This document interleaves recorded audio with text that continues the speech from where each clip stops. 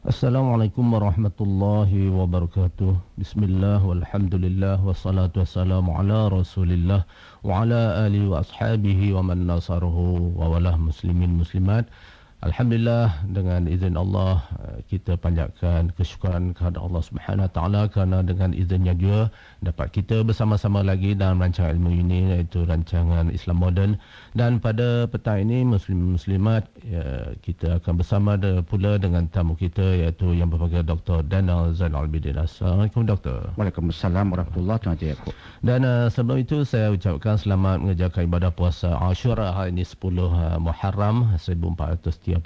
Dan dalam kita berpuasa itu kita ingat ataupun kita perlu beri perhatian kita kepada sahabat-sahabat kita di Palestin sana, kerana di sana berlaku satu malapetaka yang amat dahsyat. Dan sudah pasti kita akan bersama-sama berdoakan kejayaan kepada rakyat Palestin, insya-Allah. Dan insya-Allah pada petang ini saya difahamkan bahawa doktor pun akan membawa tentang tajuk yang sama, begitu doktor? Ya, lebih kurang begitu. Begitu ya. Dan saya persilakan doktor untuk memberi mukadimahnya, dan sudah pasti doktor akan menerangkan susur galur bangsa-bangsa ataupun Bani Israel ni mungkin. Ya. Doktor, sila. Ya, terima kasih Tuan Haji Yaakob. Assalamualaikum warahmatullahi wabarakatuh. Waalaikumsalam. Ya, kita akan bicarakan sebuah tajuk, iaitu Israel, rejim pengganas. Ya. Kita pilih tajuk ini sebab itulah sebenarnya sifat ataupun ciri yang ditonjolkan oleh rejim Yahudi Israel pada hari ini. Bila kita sebut tentang negara Israel, kita memperkatakan tentang sebuah negara yang sentiasa melanggar resolusi bangsa-bangsa bersatu. Ala pengganas. Sebagai contoh, resolusi bangsa-bangsa bersatu 194 yang memberikan hak kepada pelarian Palestin untuk kembali ke bumi asal mereka.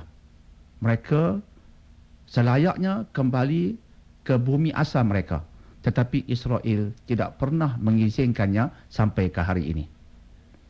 Kita bercakap pula tentang resolusi bangsa-bangsa bersatu 242 yang menuntut Israel supaya kembali ke perbatasan sebelum tahun 1967. Selepas itu dia telah mengambil tanah-tanah tambahan, maka UN, bangsa-bangsa bersatu, menuntut dia kembali kepada tanah sebelum 1967. Sempadan asal. Sempadan asal, tepat. Sempadan asal. Pre-1967 borders. Pre-1967 borders. Dan kemudian mengembalikan tebing barat, West Bank, mengembalikan genting Gaza, isu sekarang, dan mengembalikan Jerusalem Timur, East Jerusalem, balik kepada Tuhan yang memilikinya sebelum ini, iaitu rakyat Palestin. Juga dilanggar. Kita bercakap tentang negara Israel yang juga melanggar resolusi 237. Resolusi 237 menuntut agar Israel tidak mengisytiharkan Baitul Maqdis, Jerusalem, sebagai ibu negaranya, tapi dia tetap mengisytiharkannya. Dan banyak lagi yang seumpamanya yang tak sempat kita bacakan pada petang ini. Inilah ciri yang ditonjolkan oleh negara Israel. Memang negara pengganas.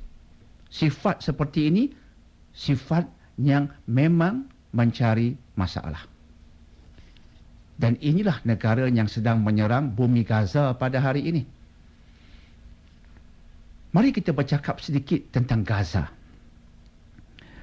Tuan-tuan dan puan-puan akan melihat bahawa banyak rojokan yang saya gunakan pada petang ini, rojokan daripada penganalisis, pengkaji orang-orang bukan Islam. Orang-orang barat yang bukan Muslim, bukan beragama Islam. Tujuan saya cuma satu, untuk menampakkan bahawa isu ini, ya, pertamanya isu umat Islam. Dia bukan semata-mata isu Arab.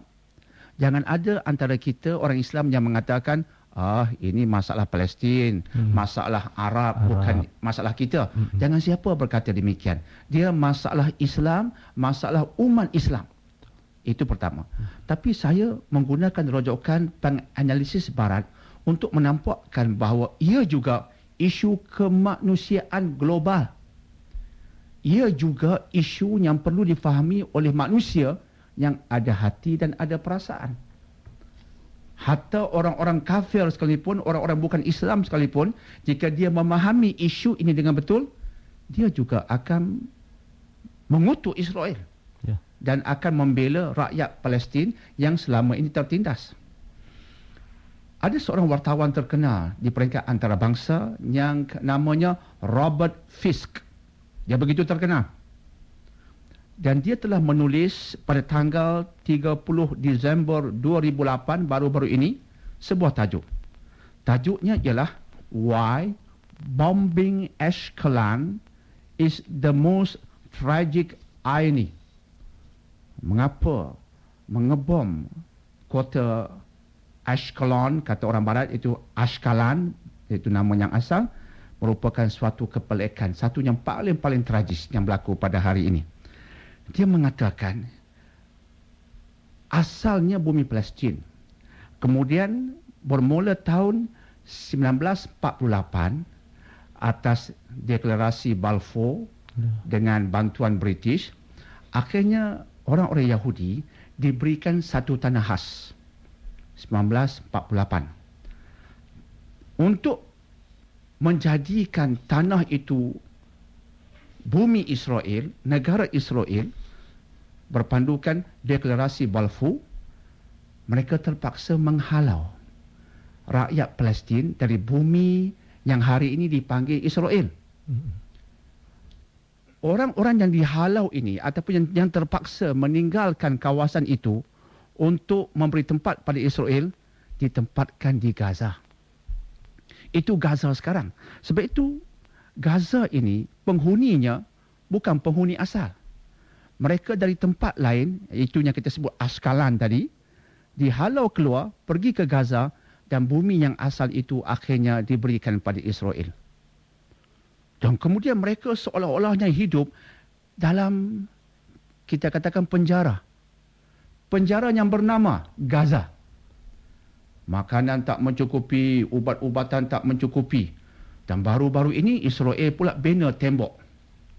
Tembok pemisah. Tembok pemisah. Tembok pemisah itu memang diharamkan oleh bangsa-bangsa bersatu. Dibuat tembok. Sebab itu kita katakan seperti penjara. Penjara yang ada tembok di sekelilingnya namanya Gaza. Itu sedikit tentang Gaza.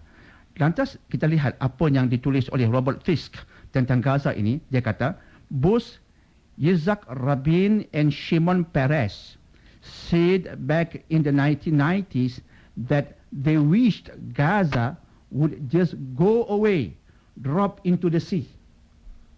Itu perkataan pada tahun 1990-an oleh Yitzhak Rabin dan Shimon Peres.